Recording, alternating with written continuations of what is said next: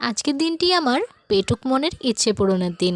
মানে আমার যা যা খেতে ইচ্ছা করছে আজ তার সবই রান্না হচ্ছে। আর সবচেয়ে মজার ব্যাপার হচ্ছে আজকের রাঁধুনি কিন্তু আমার মাস্টার শেফ। বিয়ের আগে আমার মায়ের হাতের রান্না ছিল আমার একমাত্র ফেভারিট, আর বিয়ের পর থেকে নতুন মাত্রা যোগ হয়েছে আমার ফেভারিটের লিস্টে।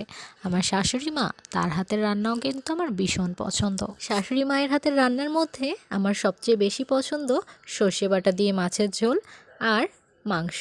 আজকে মা মুরগির মাংস রান্না করেছিলেন আর ট্যাংরা মাছ সর্ষে বাটা দিয়ে ঝোল করেছিলেন। যে এতক্ষণ যে রাঁধুনির প্রশংসা করছি তাকেও তোমরা একটু দেখে নাও। ইনি হচ্ছেন আমার শাশুড়ি মা। মা কিন্তু মুরগির মাংস রান্না করার সময় একটা বিশেষ পদ্ধতি অবলম্বন করে। তোমরা প্রথমে যারা দেখেছো ভিডিওতে অনেকেই হয়তো অবাক হয়েছো, মুরগিতে কোনো মশলা দেওয়া ছিল না, সাদা সাদা মুরগিটা ছিল কড়াইয়ের ওপর। কেননা মা মুরগিটা ভেজে নিচ্ছিল প্রথমে, তারপর সব মশলার সাথে কষিয়ে রান্না করেছে। বিশ্বাস করো, মাংসটা খেতে কিন্তু অসাধারণ হয়েছিল। এভাবে তোমরাও ট্রাই করে দেখো, রেসিপিটা সত্যিই অনেক সুন্দর। আর যারা আলসেমির জন্য ট্রাই করতে পারছো না তাদের বলছি, তোমাদের সকলকে আমার বাড়িতে নিমন্ত্রণ মায়ের হাতে রান্না খাওয়া।